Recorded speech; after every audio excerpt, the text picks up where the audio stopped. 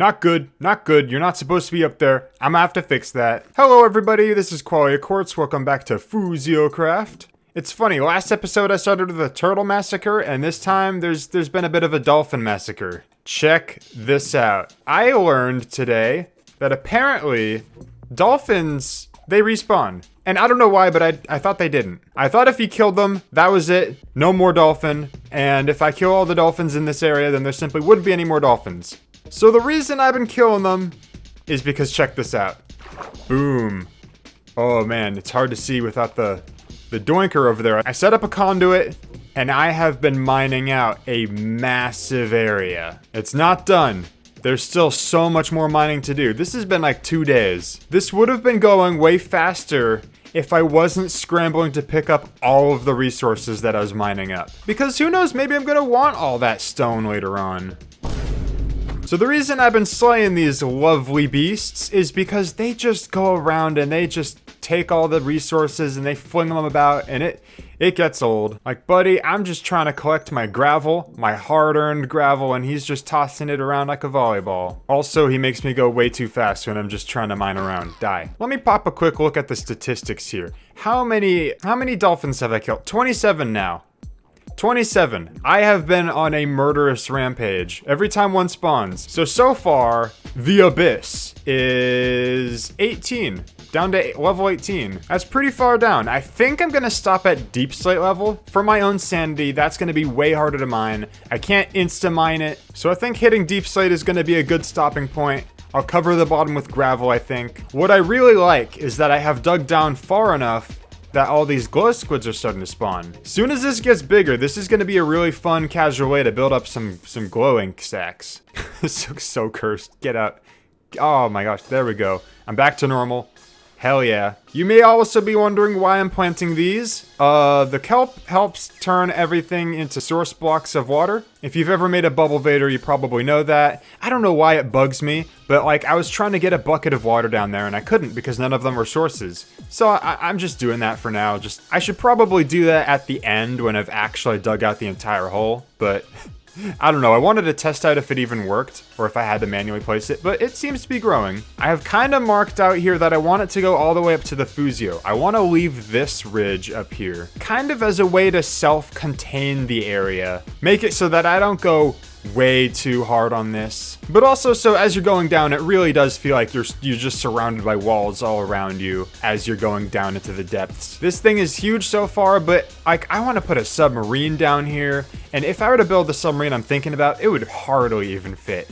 So definitely there's a whole lot more work to do. I will definitely start with the submarine that I'm going to build at one of these docks rather than doing one all the way down in the abyss. But I will do both, and they're going to be connected. More on that later. I have actually finished the walls, the exterior of this building. Now it just needs an interior. Another thing I didn't know until last night, you can mine these things super fast with an axe.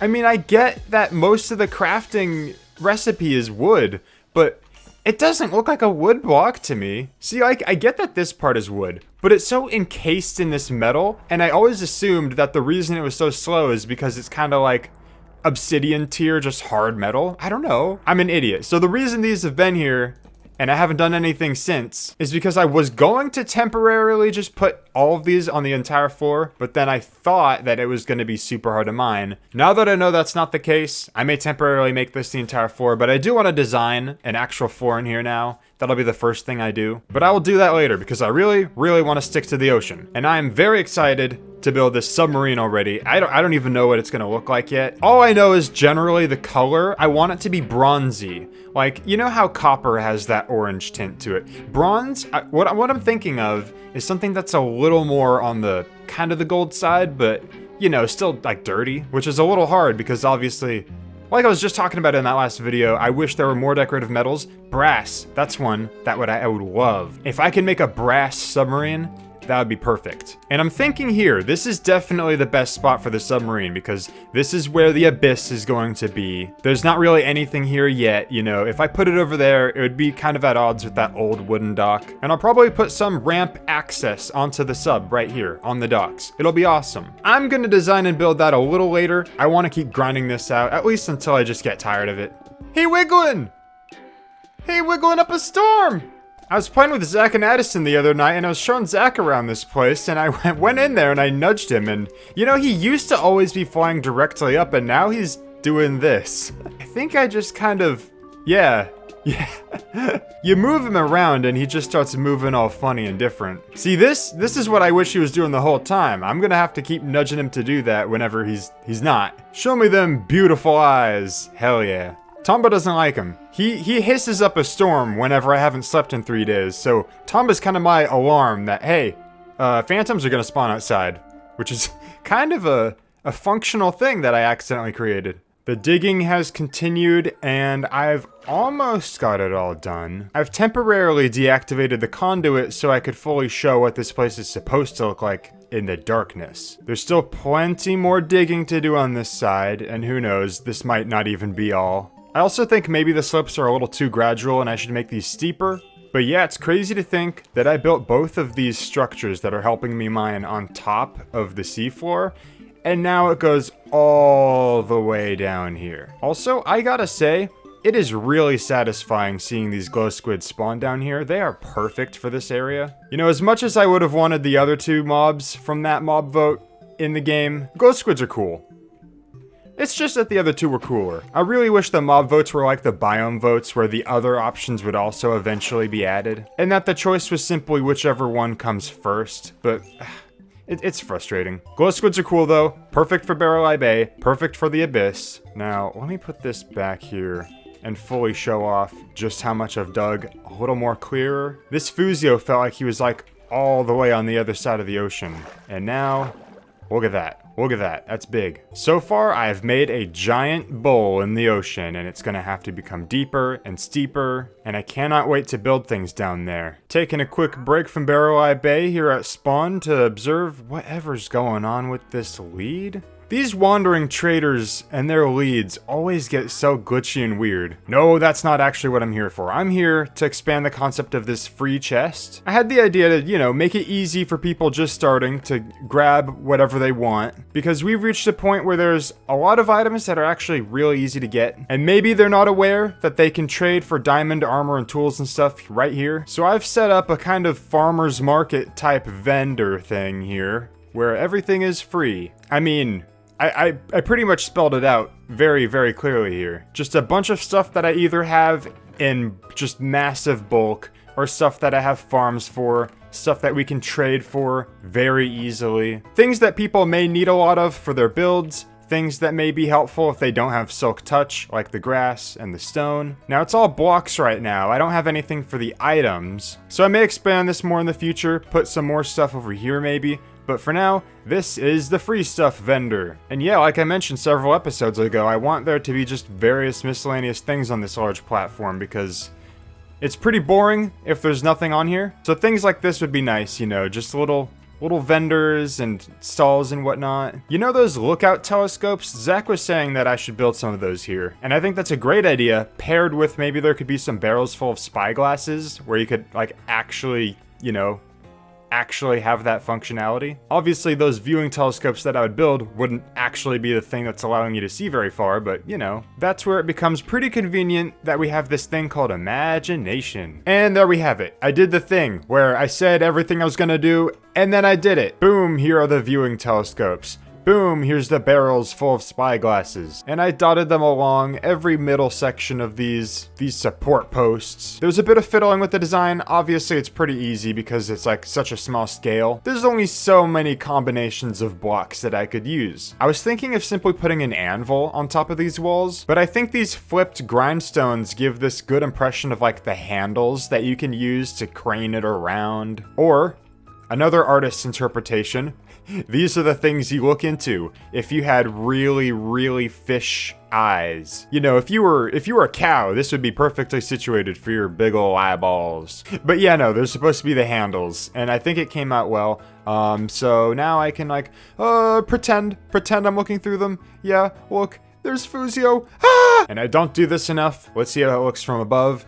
Yeah, no, definitely. From far away, it really does convey that that's what they are. I think it's a good design. I think it came out well. Back at it again in Barreleye Bay, I have been in creative designing this submarine, and I've laid out where it's gonna go here, and I'm so excited to build this thing. You can see here, it's a bit of an upside down egg in shape. It's not going to be a perfect cylinder. I cannot wait to build this thing. I named it Seven Eyes, like the Seven Eyes Submarine, and you'll see why when I build it. Here are the basic building materials that I'm going to use. You can tell I'm really trying to go for that brassy look. These are all going to be exposed copper. It's going to be mostly exposed copper and yellow terracotta. That's the general color I went for. Side note, I googled it last night because I was curious, and I forgot brass is made of copper and zinc. We already have copper in the game. All they have to do is add zinc and boom, we could create an alloy. And that could be a whole process with new utility blocks and whatnot, alloy creation, and then we could create ourselves some brass. All I'm saying is that there's a lot of cool stuff that they can do, adding new metals to the game. I better start getting to building this before I start rambling on again. It's been a few days, and boom, now we've got a brand new submarine here in Barreleye Bay. Color-wise, it stands out a lot because I chose that brassy look. It's a bit different from everything else around here. But I think it works well, and definitely as soon as there's more built up on these docks, I think it'll work. Sometimes you can't judge a small portion of the overall picture before the entire picture's there. But why am I rambling about the overall composition when I haven't even talked about the sub yet? So I'm kind of implying a little bit with these barrels and whatnot that this is a bit of a shipment dock, and this sub helps with some of those shipments.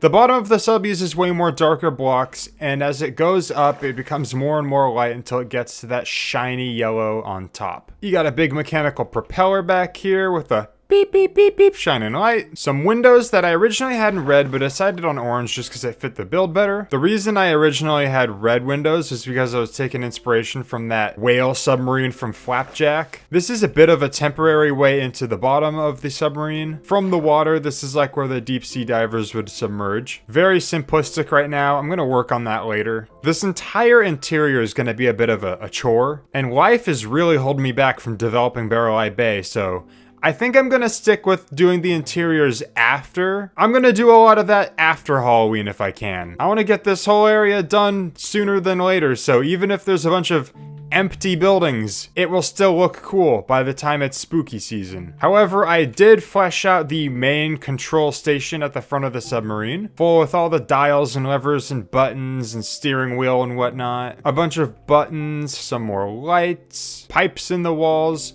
Oh! And I completely skipped over the best part of this design. My favorite part, and the thing that gave this submarine its name, is the 7 lights that circle around the front. All 7 eyes, and I really like the Acacia trapdoors in combination with copper, just in general. Trapdoors are our only way to have vertical slabs at the moment, so we're kind of limited in terms of using vertical slab type things to the wood colors. So Acacia trapdoors are overpowered for being something that can look very metallic in certain contexts. Otherwise, we're mostly restricted to some very wooden looks. I'm a really big fan of how 7 Eyes has come out. I really like the shape, the size, the colors that I went with. Really trying to go for that brassy feel, although there's just certain colors and shades that I wish were in Minecraft but weren't. And even though I tried to kind of blend it in a way where it can kind of convey that, it's still not the same. Mojang, give me more decorative metal blocks, please. Please, that's what I'm really banking on in the next half month. 1.20, I don't care what it is, as long as you give us some metals. Copper was a fantastic step in the right direction.